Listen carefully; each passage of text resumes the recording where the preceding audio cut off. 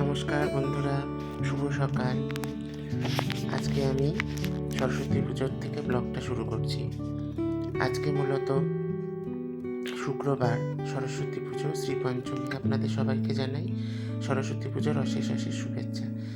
আমি সকাল সকাল বাড়ি থেকে বেরিয়ে একটা ভাইয়ের বাড়িতে গেছিলাম কিছু ফুল টুল আনতে। তো ওকে জিজ্ঞেস করলাম কেমন লাগছে তোমার স্নান করে, বলছে খুব ভালো লাগছে। তারপরে ওখানে আর শ্যুট করিনি, চলে এসেছি বাড়িতে স্নান টান করে মন্দিরে। সরস্বতী ঠাকুর এখানে আমরা সাজিয়ে নিয়েছি, পুজো হবে। আমাদের তো ভোগ হয়, তাই একটু দেরি হয় এই পুজো হতে। ভোগটা রান্না হবে, তারপরে তো হবে। আমাদের ব্রাহ্মণী দিয়ে ভোগ রান্না হয় যেহেতু, তো সব ঠাকুরেরই ভোগ হবে যেহেতু পঞ্চমী, মা মনসারও পঞ্চমীতে দুধ কলা দেওয়া হয়। আমাদের সরস্বতী ঠাকুর দেখুন মন্দিরে রাখা হয়, তাই একটু মায়ের বরণটা ছোট এসছে, কিন্তু মা তো ছোট বড় কিছু হয় না, সেখানে সে অধিষ্ঠাত্রী, তাহলে সে সব থেকে বড়ই হয়। ঠাকুরমশাই পুজোতে বসে গেছে, সংকল্পও হয়ে গেছে। আপনারাও আজকে সারাদিন আমার সাথে থাকুন। আমার সরস্বতী পুজোর ব্লগটা আপনাদের কেমন লাগছে এবং কে কোথা থেকে ব্লগটা দেখছেন আমাকে কমেন্ট করবেন।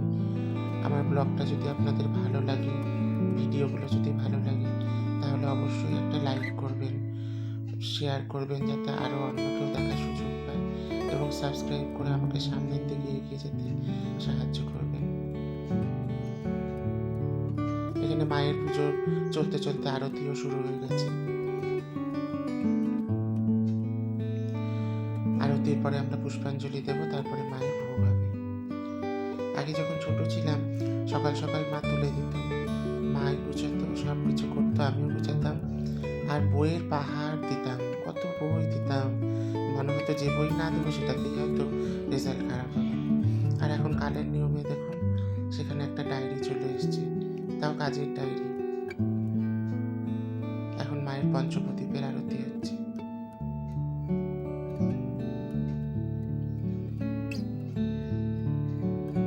কালের নিয়মে কত কিছু বদলে যায়, হয়তো বদলে যাওয়াটাই পৃথিবীরও নিয়ম, পৃথিবীও সেটাকে মান্যতা দেয়।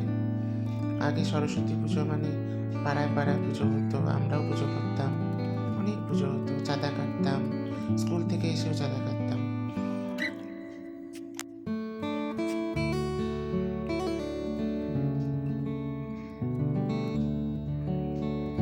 এখন আবার ঠাকুরমশাই কর্পূর দিয়ে আরতি করছে। তো যেটা বলছিলাম যে এখন আর বাচ্চারা সেই চাঁদাও কাটে না, সেই আনন্দও করতে পারে না। আগের মতো দিনগুলো যেন কোথায় চলে গেছে, তাই না? বলতে বলতে দেখুন মায়ের ভোগ চলে এসছে, এবার ভোগ নিবেদন করা হবে।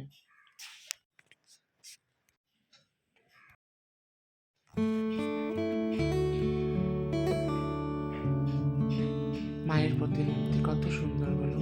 তারপরে আমার স্টুডেন্ট চলে এসছে, ও এসে গল্প করছে, তো আমাকে বলছে যে ওর এই দুপাট্টাটা ও শান্তিনিকেতনের সোনাঝুরি হাটের থেকে কিনেছে।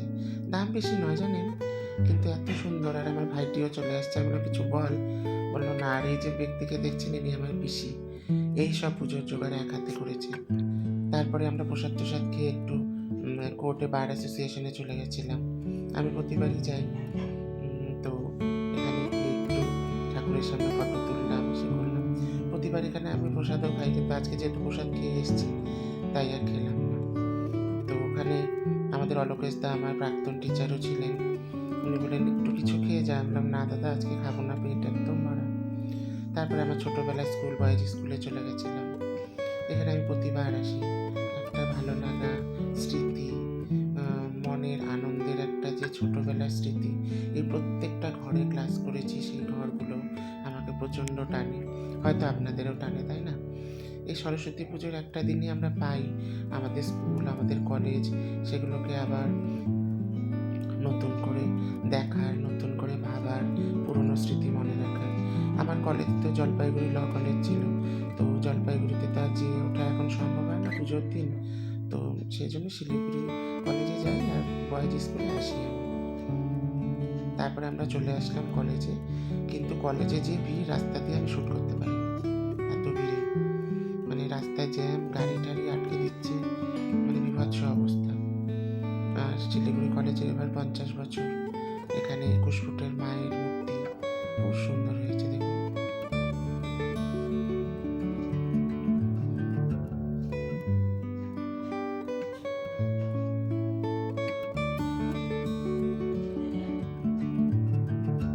তারপর আমরা চলে গেলাম একটু কমার্স কলেজের দিকে। এখানে তো 3-4টে পুজো হয় এখন।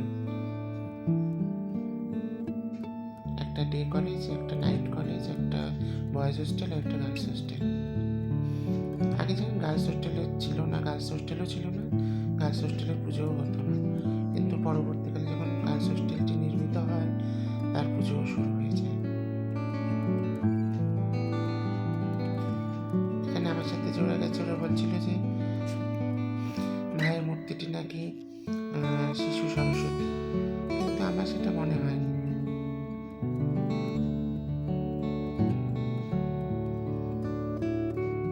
মা সরস্বতী তো Bagdevi, knowledge, art, wisdom, listening সব কিছুরই দেবী। তো সেই জন্য তার কাছে আমরা এটাই প্রার্থনা করি যেন আমাদের সারা বছর যে কথা বলছি সেই মুখের ভাষা, মুখের ধ্বনি সব কিছু যেন সংযত, মার্জিত, পরিচ্ছন্ন এবং দৃঢ় হয়। এটা আমরা এসেছিলাম গার্লস হোস্টেলের পুজোটাতে, কিন্তু গার্লস হোস্টেলের পুজো মেবি উপরে হয়েছে, তো ভেতরে আর আমি ঢুকিনি। এটুকু গিয়ে বুঝলাম, যেতে যেতে বুঝতে পারিনি, ভেবেছি এত সামনে, কিন্তু ওদের ডেকোরেশনটা খুবই ভালো হয়েছিল। তো ঠাকুরটা আপনাদের দেখাতে পারলাম না, মার্জনা করবেন।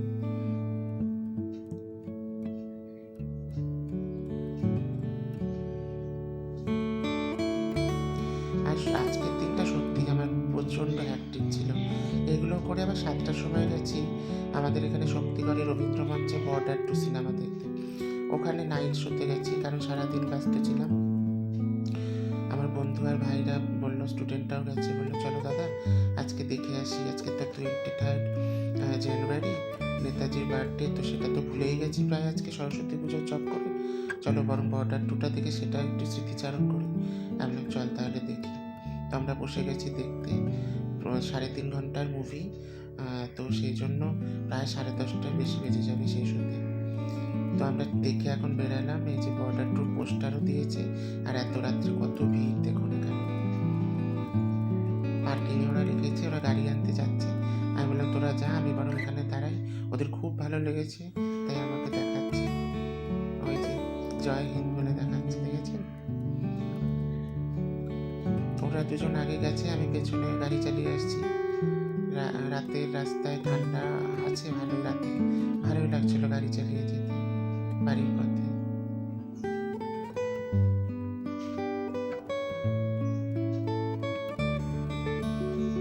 আজকে সরস্বতী পুজোর পুরো দিনে সকাল থেকে রাত অবধি আপনাদের সাথে থাকলাম, ভিডিওটা শ্যুট করে দেখালাম। আপনাদের কেমন লেগেছে আমাকে জানাবেন। পছন্দ হলে লাইক, শেয়ার এবং অবশ্যই একটা সাবস্ক্রাইব করবেন। আবার নতুন কোনো ভিডিওতে আপনাদের সাথে খুব শীঘ্রই দেখা হবে।